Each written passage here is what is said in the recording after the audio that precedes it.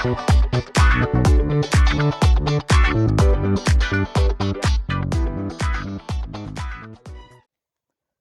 morning, students. So today our topic is Ohm's law. So let's continue.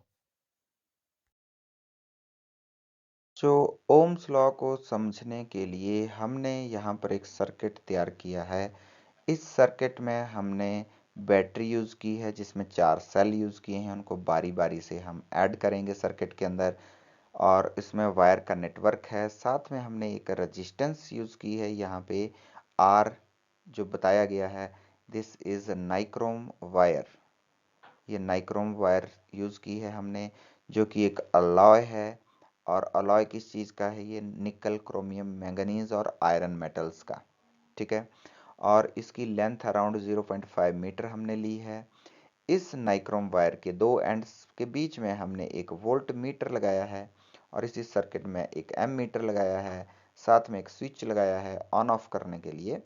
तो यहाँ पर हम बारी बारी से क्या करेंगे कि वोल्टेज चेंज करते रहेंगे और वोल्टेज की वैल्यू को वी वोल्ट मीटर में और करंट की वैल्यू को एम मीटर में चेक करते रहेंगे साथ साथ।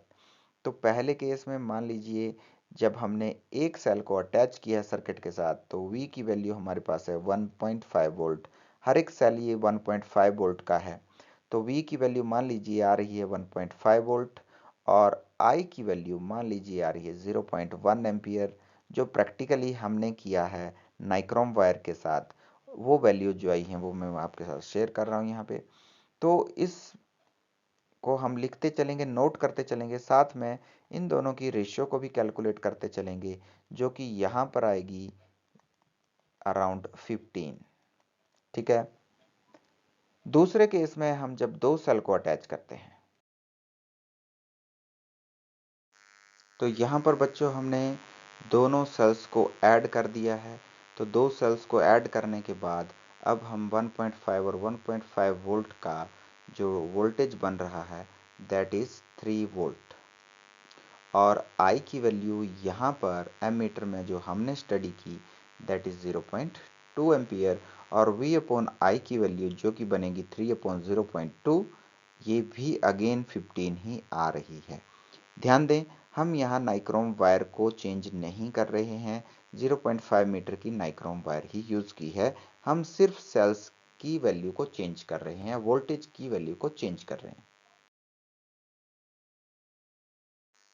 तो थर्ड केस में जहां हमने 3 सेल अटैच कर दी हैं यहाँ पर, इन 3 सेल्स के कारण अब वोल्टेज कितनी बन रही है 4.5 और I की वैल्यू आ रही है 0.3 and again V upon I की वैल्यू कितनी आएगी 15। अब फोर्थ केस में यहाँ पर हमने सभी सेल्स को ऐड कर दिया है। तो सभी सेल्स को ऐड करने पर हमारे पास कुल वोल्टेज बन रही है 6 वोल्ट और I की वैल्यू यहाँ पर है 0.4 और अगेन V अपॉन I की वैल्यू रह रही है 15। तो हमने चारों केसेस में देखा कि जो ratio of V upon I है, V और I की जो रेशियो है that is constant, it is not changing. तो अगर हम इसका ग्राफ बनाने की कोशिश करें तो अगर यहाँ पर वोल्टेज और यहाँ पर I की वैल्यू लें तो the graph will be a straight line passing through the origin of the graph, ठीक है। और ये क्यों बना ये अब आपको पता रहेगा। जैसे वोल्टेज की वैल्यू है, I की वैल्यू है, इन दोनों को जब मैच करेंगे तो इस वोल्टेज की वैल्यू को जितनी रेशियो में बढ़ाएंगे I की वैल्यू भी उतनी ही रेशियो में बढ़ती जाएगी, इसलिए the graph will be always straight line. तो ये रिलेशन V और I के बीच में हमने समझा है। इस रिलेशन को हम कुछ ऐसे कह सकते हैं कि जो V और I है ये आपस में प्रोपोर्शन होते हैं एक दूसरे के। तो इसी रिलेशन को 1827 में जॉर्ज साइमन ओम ने आइडेंटिफाई किया था और एक लॉ दिया था। उन्होंने यही V और I यानी एक सर्किट में किसी वायर के थ्रू जो करंट की वैल्यू है उसको और उसके दो टर्मिनल पर जो वोल्टेज पोटेंशियल डिफरेंस की वैल्यू है उनके बीच रिलेशन जानने का प्रयास किया और उन्होंने क्या पाया वो उन्होंने अपने लॉ में दिया। और लॉ क्या कहता है यहाँ पर,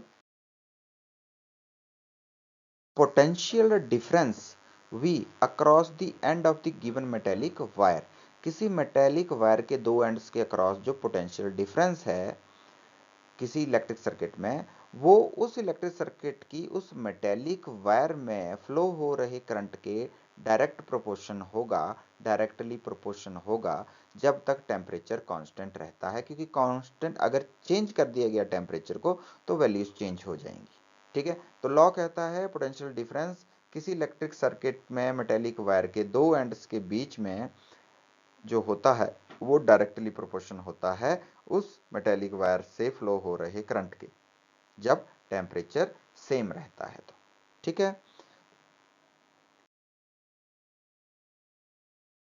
according to the law, V is directly proportional to I, and we can say V upon I is a constant value for a given wire।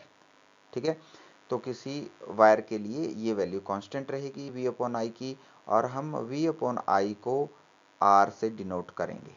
And now this R, इससे हमें पता चलता है R जो है किसी मेटेलिक वायर की constant value है। ठीक है, and it is called the resistance. ठीक है, तो R किसी मेटेलिक वायर के लिए कांस्टेंट रहेगा और वो उसकी रेजिस्टेंस कही जाएगी। और ये रेजिस्टेंस है क्या?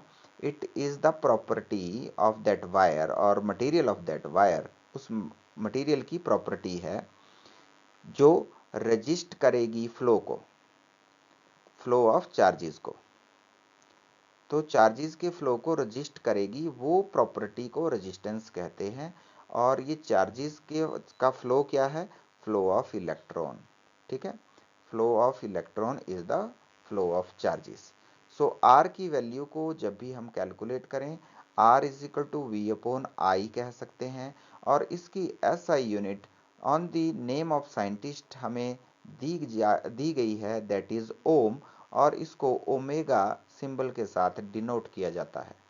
ठीक है, तो इन दैट केस आर की जो वैल्यू है that can be calculated by V upon I. ठीक है, तो ये तीन एक्सप्रेशन हमारे पास मिल चुके हैं हमें। तो हम कह सकते हैं कि आर 1 ओम कब होगा?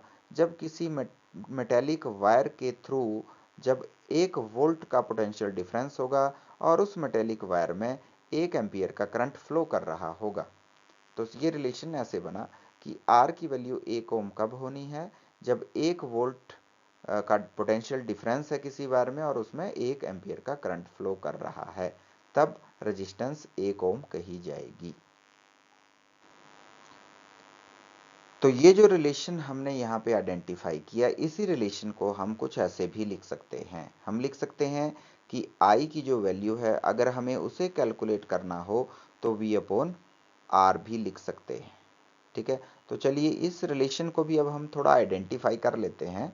V और I का रिलेशन हमने समझ लिया। V और I की वैल्यू कांस्टेंट रहेगी for a given wire eight A given temperature, ये हमने समझ लिया। R की वैल्यू को कैलकुलेट कर सकते हैं इस रिलेशन से, ये हमने पता कर लिया। और ये जो R है that is the resistance of a conductor, और रेजिस्टेंस किसी कंडक्टर का उस सब्सटेंस की वो प्रॉपर्टी है जो उसे हेल्प करती है फ्लो ऑफ चार्जेस को रजिस्ट करने में। ठीक है, तो इलेक्ट्रॉन के फ्लो को रोकती है, मतलब वही रेजिस्टेंस कही जाती है। और 1 ओम कैसे कैलकुलेट हो रहा है वो हमने समझ लिया। तो बच्चों यहाँ जो रिलेशन हमने बनाया I is equal to V upon R, इससे क्या समझ आ रहा है कि I और R आपस में इनडायरेक्टली प्रोपोर्शन है। दैट मीन एक की वैल्यू बढ़ेगी तो दूसरे की वैल्यू कम हो जाएगी। और इन दैट केस अगर हम कहें कि R की वैल्यू को डबल अगर हम करते हैं तो I की वैल्यू क्या हो जाएगी? हाफ हो जाएगी। तो हमारे डेली लाइफ में ऐसे बहुत सारे केसेस होंगे जहां I की वैल्यू को हमें चेंज करने की ज़रूरत होगी।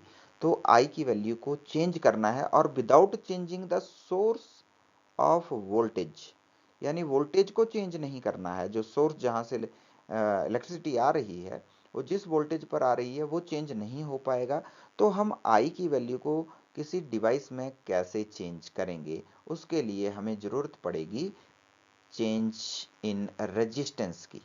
तो ऐसा रेजिस्टेंस जो चेंज हो सके उसको हम वेरिएबल रेजिस्टेंस कहेंगे, वेरिएबल रेजिस्टेंस। और ऐसा ही एक डिवाइस जो हमारे पास है जो रेजिस्टेंस को चेंज करने में हेल्प करेगा, दैट इज रियोस्टेट।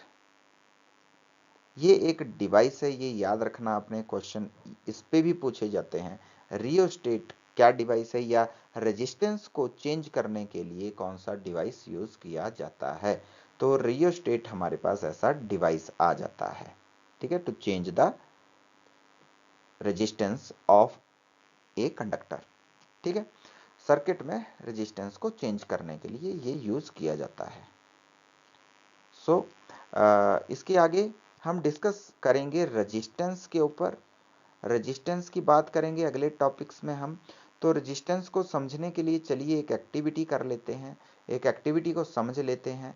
तो रेजिस्टेंस किन फैक्टर्स पे डिपेंड करता है वो भी हम अगले वीडियो में समझेंगे। पहले थोड़ा सा रेजिस्टेंस के बारे में समझते हैं कि कौन से ऐसे कंपोनेंट हैं जो ज़्यादा रेजिस्टेंस अलाउ करेंगे और कौन से ऐसे कंपोनेंट हैं जो कम रेजिस्टेंस अलाउ करेंगे, उनको क्या कह सकते हैं हम।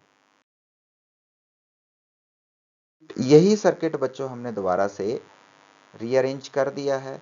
इसमें करना क्या है, हमें किसी एक पर्टिकुलर वोल्टेज के लिए हमने चेक करना है। यहाँ पर पहले नाइक्रोम वायर लगा के देखी, उसके बाद रेजिस्टेंस को चेंज कर दीजिए। 10 वॉट का आप यहाँ पर बल्ब ले सकते हैं या एक टॉर्च बल्ब ले सकते हैं। इस तरह से हमारे पास अलग अलग रेजिस्टेंस आ जाएंगी।